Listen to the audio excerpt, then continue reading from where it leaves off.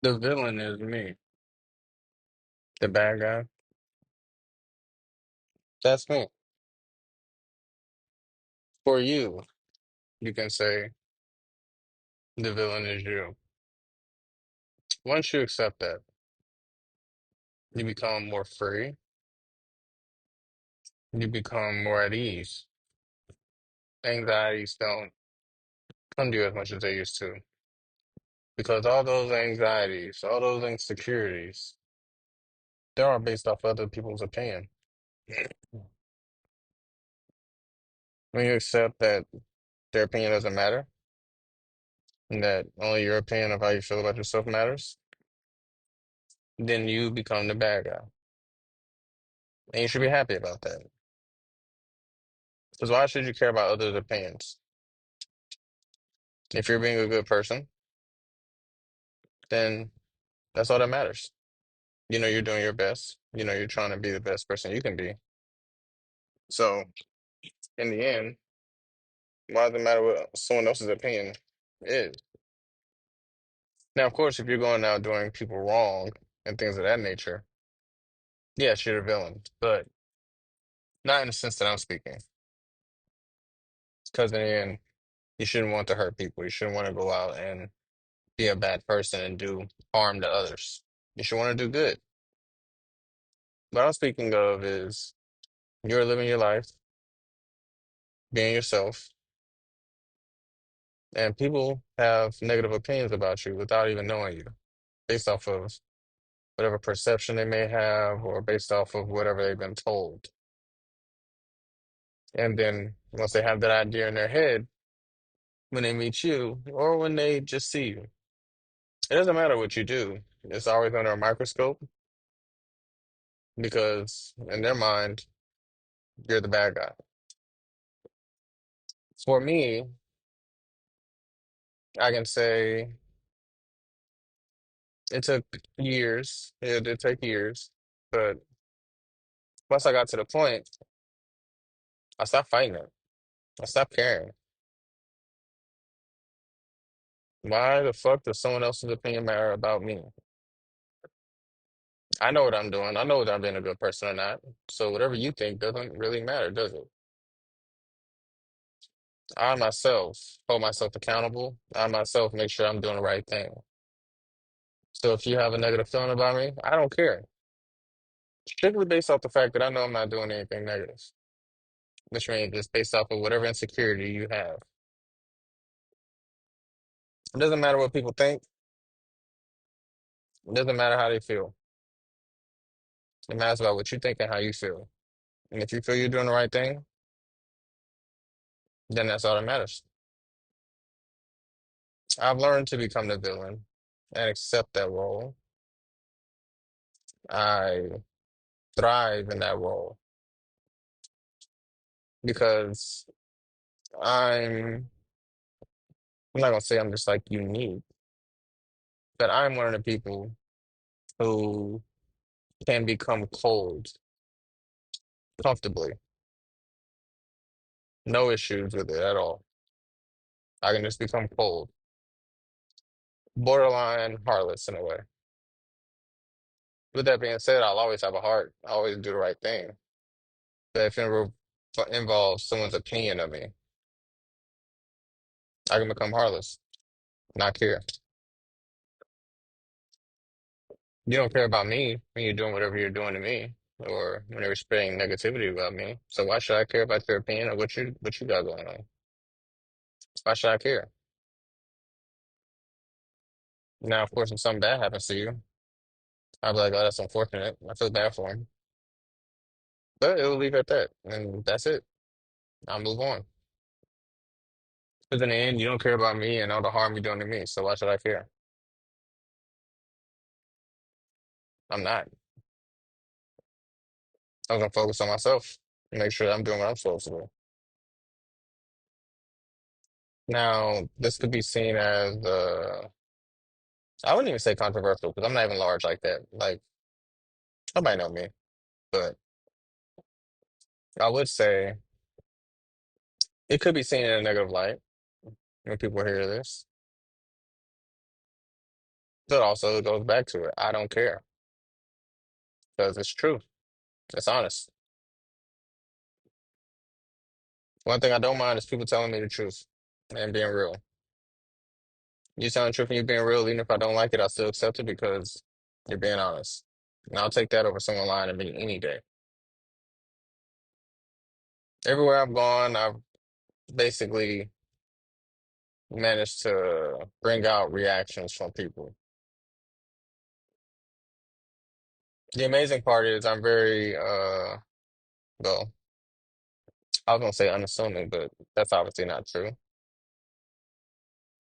I can say that I myself, I don't go out my way to do anything. I don't go out my way to stand out. I don't go out my way to make myself be known or make my presence be felt. I literally just go and do my thing. Thing is, when I do this, it encounters opposition and it brings massive negative attention towards me. And it took me a while to understand that when you are stopping from being an underachiever and you actually want to be an overachiever and do things to your fullest potential, it's going to bring attention regardless if you want it or not. It's going to bring hate, more hate than love, more scrutiny, make a mistake, more people are jumping on it. It's going to happen.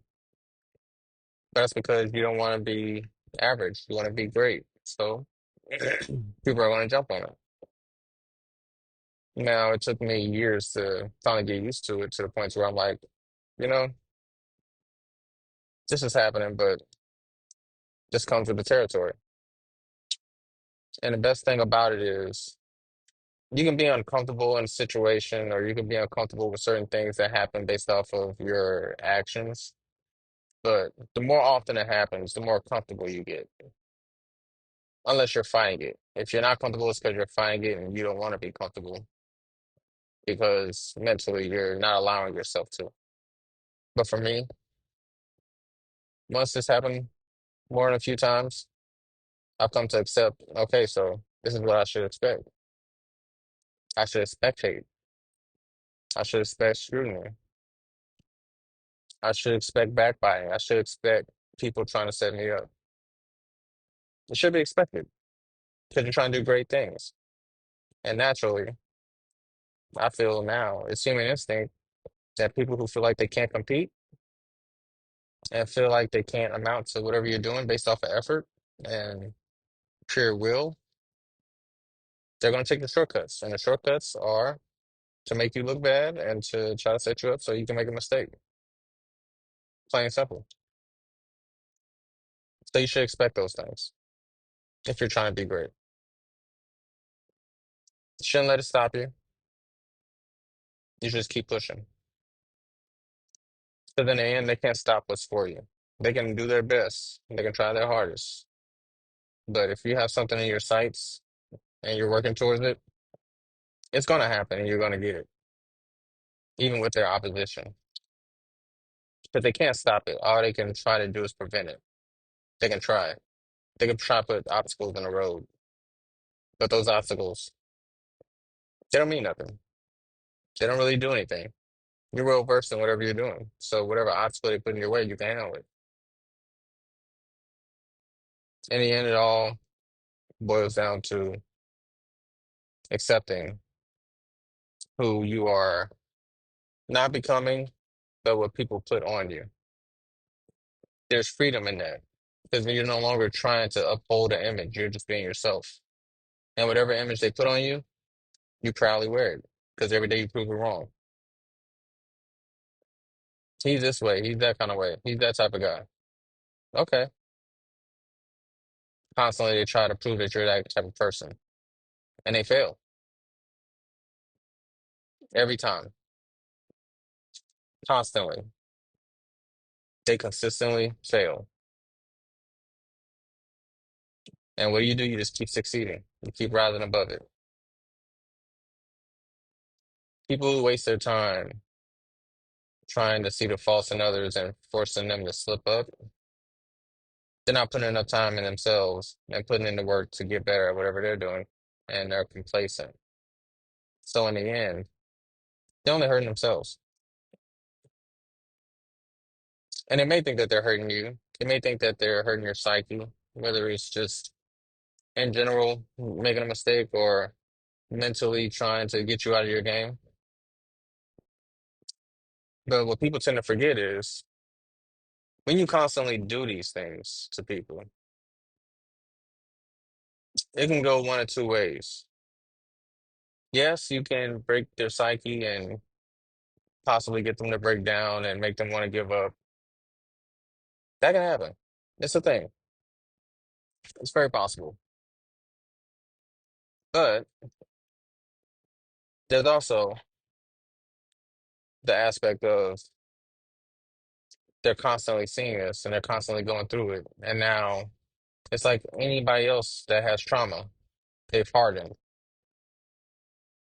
It doesn't bother them anymore. It's only making them stronger. It's only making their conviction stronger. They're only standing 10 toes down even more because of what you're doing. It's not making them fall back. It's not making them shy away from it. They're going towards it. If it's an issue, it's not a problem. I'm not running away from no issue. I'm going towards it. Whatever it is, we can handle it. What is it? You want to talk? Let's talk. What's the problem? Oh, you don't want to talk. You want to be passive aggressive and do shit, but you don't actually want to deal with any issues because you don't really have an issue. You're just hating. That's fine too. I'm gonna keep doing me and keep getting past your roadblocks every time. Learn to accept the villain that's in you. And you gotta remember, yes, you're the villain. Yes, you're the bad guy in their eyes. But with that, it doesn't mean that you're actually a villain. It doesn't mean you're actually a bad guy. It just means you're the person that people are targeting in groupthink. They found a target. They found someone to focus all their energy on because they can't focus on themselves. So now you're that guy. You're that enemy. And with that, you should accept that and be happy about it. Because why are you so interesting that they have to do all this shit? What is it about you? Like, what is it? And the thing is, you can try to rationalize it and think about it, but in the end, you'll never know. And you got to be perfectly fine with that too. Just accept that this is the reality. And instead of faltering from it, you thrive in it. Instead of hating it, you want it more. Why? Because it pushes you. I need more haters. That lets me know I'm doing something right. Keep hating. Y'all start liking me? Okay, it's weird. What's going on?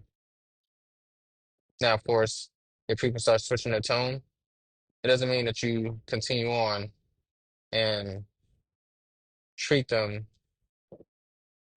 in a way to where it's hostile or aggressive or standoffish. As a matter of fact, throughout the whole ordeal, you never become that way. Always treat them with respect, always treat them with dignity, always be the nice person that you are. Because in the end, you're just proving them wrong. And when they stop being who they are and they stop treating you that way, you continue treating them with dignity and treating them with respect because that's who you are. Doesn't matter what other people do. You have your morals, you have your values, you have your ethics. They can do whatever they want, but it doesn't change who you are. You are who you are, you have your standards, and it doesn't matter what people do to you, whether good or bad, you hold on to those standards. Does that mean you stand there and you get taken advantage of? No, of course not. You don't let people take advantage of you, but you still treat them with respect. Now, are there times where I've been the person that people have disrespected in some way, shape, or form? Yeah, of course. I'm not the type of person that's like, oh, you're gonna respect me, and if you don't respect me, then it's gonna be an issue. No, I don't care enough. The thing is, you pick your battles. Those who have chosen to disrespect me in some way, whether it be in public, whether it be in private, in any kind of way, they've only done it when I've had something to lose. That's the only time they've done it, when I've had something to lose. If I didn't have anything to lose, if I was just regular, just doing my work, just existing, really there's no disrespect going on at all. They're actually more inclined to treat me nicely. But anytime I got something to lose, I got something going on, I'm on the up and up, that's usually when the disrespect comes out. And they're only doing this because they expect you or they're hoping you play your position wrong. You get out of place. You check them. You let them know you're not the one to be fucked with. But once they do that, they know they got you emotionally. And they know they can make you look bad in public by making you spaz out. You pick your battles. Those battles where people did that, I let them have it. I can think of one instance where this is more this is more on the rap side. And the older I get, the more I'm like, I could have went at it. But when I was in high school, I went to a new school, nobody knew me, and I didn't play basketball my senior year. So at that point, I was just there. And what it did was it drove me to want to make music. So since I wasn't playing basketball anymore, I had a lot of free time, and my free time went to music. So I focused solely on that. I focused on making an album and releasing it through the school, releasing it on the internet, and hoping people listen to it. So I made an album, and I started passing CDs around school. I started pushing it online, and a lot of people listened to it. A lot of people liked it. And at that point at school, I was known as the dude that raps, right? So me doing it, me enjoying people listening to my music, it was dope. But I didn't take into account that there are people who also have the talent of rapping and may want to get known in some way, shape, or form. So, you know, it's a competition, right? So they may want to compete, they may want to battle or something like that. When now I wasn't afraid of battling. I battled Lil Nova when I was in high school, but it wasn't in person. It was like on tracks. I did that. I actually wanted to battle because I wanted to show my skill and flex my skill. Like I wasn't afraid of battling.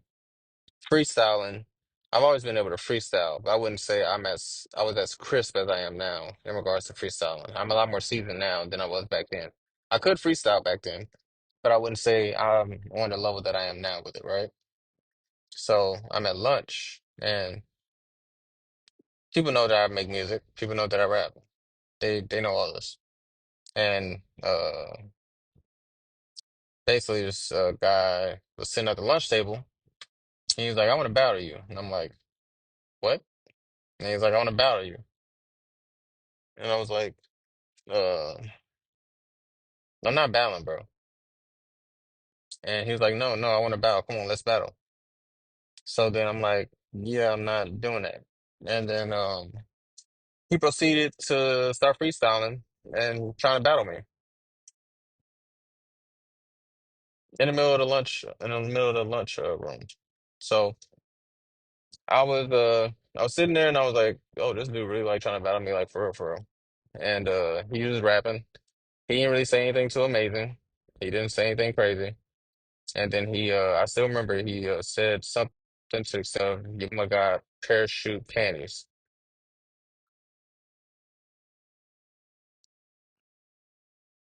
So, um, it cut out when I said it, but basically, he said my mom got parachute panties, and everybody on the lunch table was like, oh, come on, man, you gotta say something. And like I'll reverse engineer this. So when I think about it now, at my age now, whenever he battled me, or when he was trying to battle me, I could have beat him in a battle. Like he wasn't that good lyrically. He could rap, like he could rap and put words together, but he wasn't like good lyrically. I could have took him.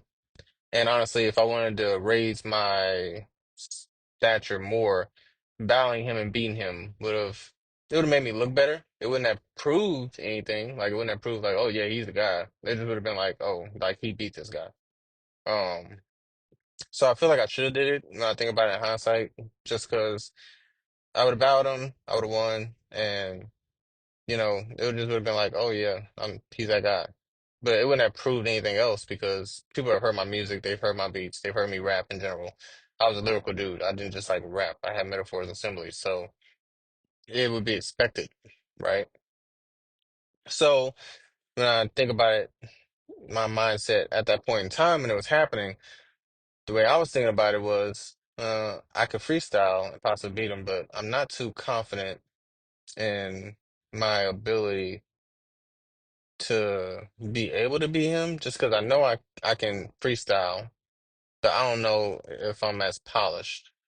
Not saying that he was polished, but to the standard that I would want to know that I could indefinitely like just wax this dude.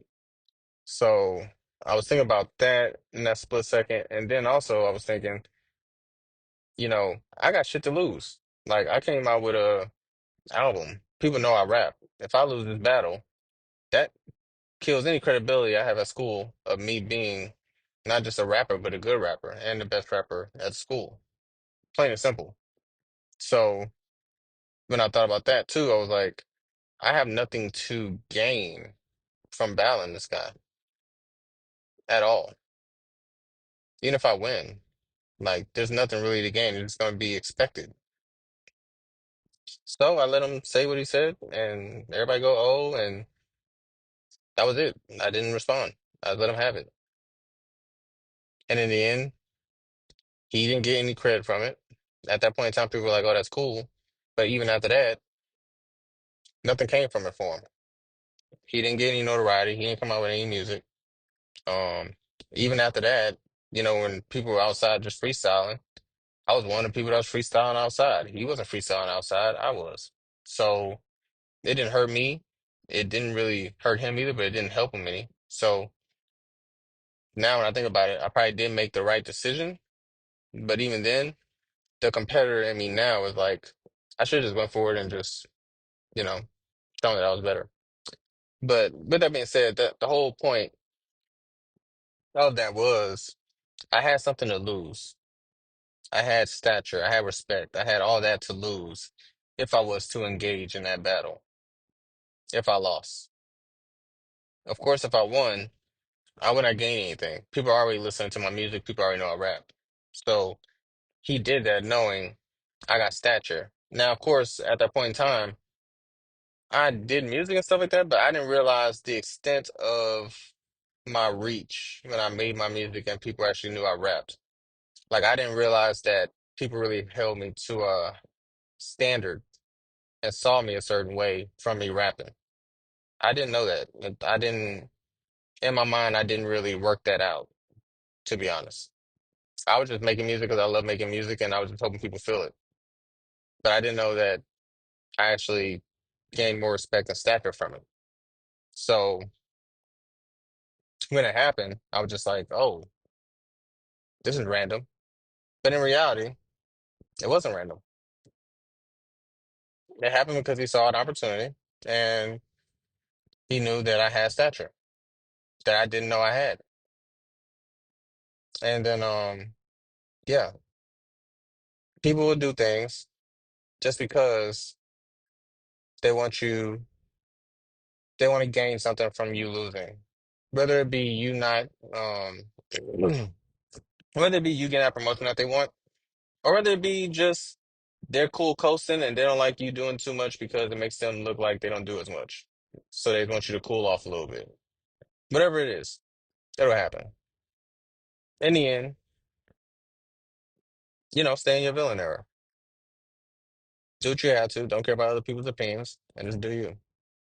I didn't realize this episode was gonna be that long-winded, but I've had decades of experience with this, so I guess it was bound to come out in some way.